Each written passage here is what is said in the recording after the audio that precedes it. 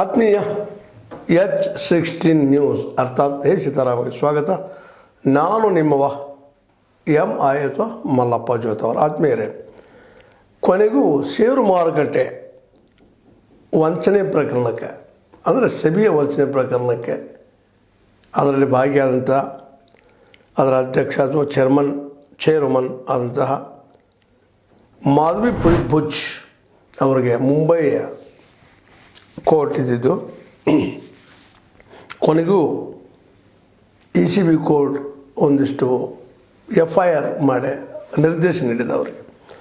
ಏನಪ್ಪ ಅಂತಂದ್ರೆ, ನೀವು ಇದ್ದಂಥವ್ರು ನಿಮ್ಗೆ ಯಾಕೆ ಎನ್ಕ್ವೈರಿ ಮಾಡಬಾರ್ದು ಇಲ್ಲಿವರೆಗೆ ನಡೆದಂಥ ಘಟನೆಗಳ ಬಗ್ಗೆ ಅಂತೇಳಿ. ಇರಲಿ, ನಾವು ಸಾಕಷ್ಟು ಚರ್ಚೆ ಮಾಡಿದ್ದೀವಿ ಈಗಾಗಲೇ ಸೆಬಿ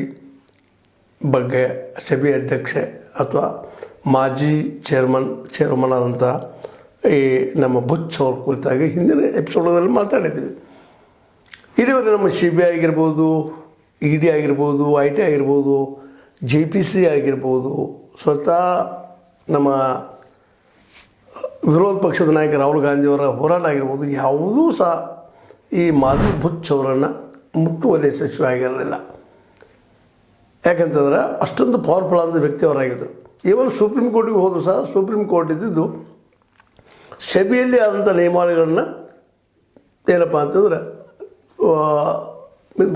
ತನಿಖೆ ಮಾಡೋದಕ್ಕಾಗಿ ಸೆಬಿಯಲ್ಲಿ ತನ್ನ ಒಂದು ಏನಪ್ಪ ಅಂತಂದ್ರೆ ಸಮಿತಿ ನೇಮಿಸಿ ಮಾಡಲಿ ಅಂತ ಡೈರೆಕ್ಷನ್ ಮಾಡಿಬಿಟ್ಟಿತ್ತು, ಮಾರ್ಕೆಟ್ ಬದಲಾಗಿ. ಯಾಕೆಂದರೆ ಸೆಬಿ ಇರುವುದನ್ನು ಈ ಮಾರ್ಕೆಟ್ ನಿಯಂತ್ರಣ ಮಾಡೋ ಸಲುವಾಗಿ ಬೋಗಸ್ ಈ ಷೇರುಗಳನ್ನು ಕಂಡಿಲ್ಲದ ಅವನು ಹೊರಗೆ ಹಾಕೋದಕ್ಕಾಗಿ, ಶಿಕ್ಷೆ ಕೊಡೋದಕ್ಕಾಗಿ ನಿಯಂತ್ರಣ ಮಾಡುವಂಥದ್ದು, ಶೇರ್ ಮಾರ್ಕೆಟ್ ನಿಯಂತ್ರಣ ಮಾಡುವಂಥದ್ದು ಅದಕ್ಕಾಗಿದ್ದಂಥದ್ದು.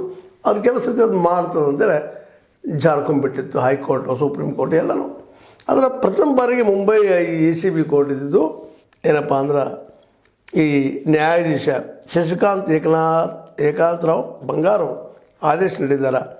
ಏನಪ್ಪ ಅಂದ್ರೆ ಸೆಬಿಯ ನಿಯಮಗಳನ್ನು ಉಲ್ಲಂಘಿಸಿರೋದು ಮೇಲ್ನೋಟಕ್ಕೆ ಕಂಡು ಬರ್ತಾ ಇದೆ, ಅದಕ್ಕೆ ತನಿಖೆ ಆಗಬೇಕು ಅಂತ. ಒಬ್ಬರಾದರೂ ಅಂದ್ರಲ್ಲ ಒಂದು ಸಮಾಧಾನ. ಇವತ್ತು ಅಟ್ಲೀಸ್ಟ್ ಒಂದು ಕೋರ್ಟ್ ಒಂದು FIR ಹಿಡಿದಕ್ಕೆ ಕಾರಣೀಭೂತ ಆಯಿತು ಅಂತ.